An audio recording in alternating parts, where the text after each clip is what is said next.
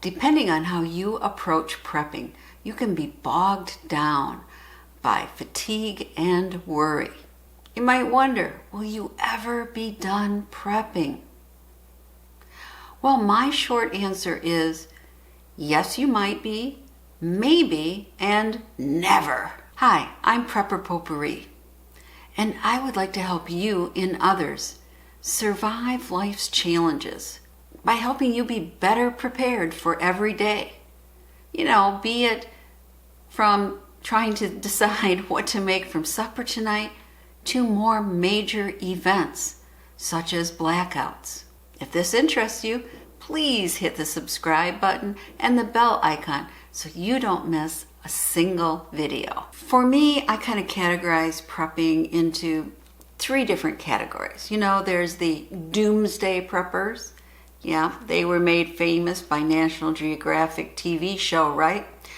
And for me, those people, prepping consumes their life. They're preparing for a major apocalyptic event, what they call the big one.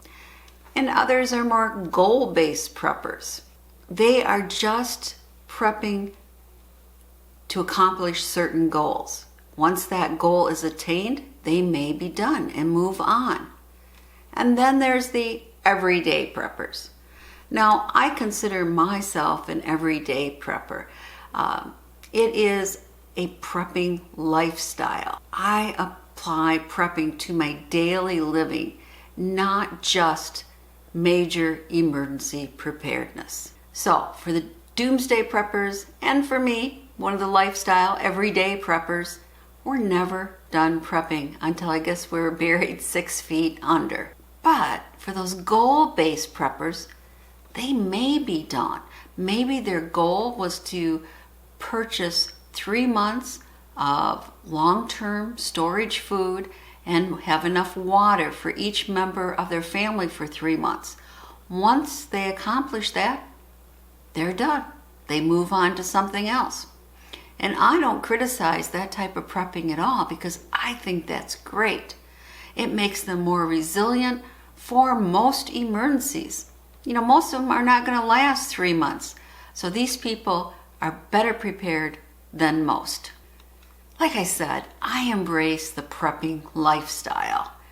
For me, prepping impacts all of my daily living activities. Not just preparing for emergencies, which I do, but I look at what could happen and I try to forecast what would I need and how can I prepare. So I identify a potential problem, research how to mitigate that problem, and then choose a coping strategy.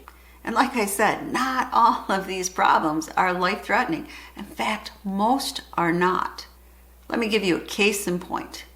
My husband and I recently went on a 16-day dream vacation. It was our 45th wedding anniversary, and we spent 2 days in Rome and then a 2-week cruise to the Mediterranean.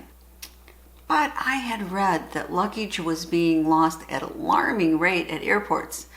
And I didn't want to be 2 weeks on a cruise ship without any clothes but what was on my back. So I figured out a way that both my husband and I could only pack carry-on luggage and have enough clothes to get us through for 2 weeks.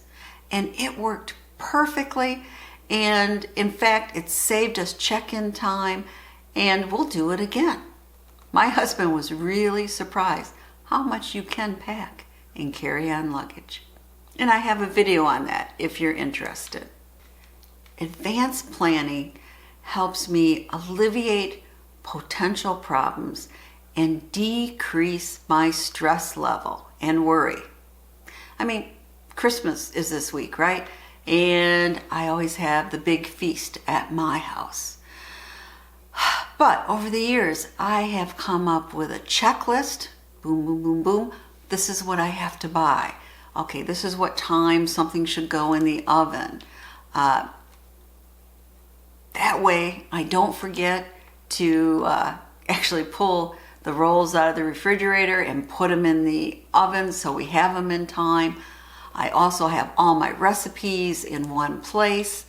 It just makes my life easier. And I always try to learn from events so I can better prepare for the future.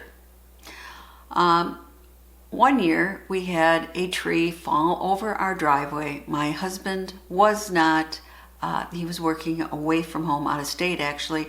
Kids gone. I tried to use our chainsaw and my hand just, God, my arm, I just can't pull it enough. I don't think I have a long enough arm.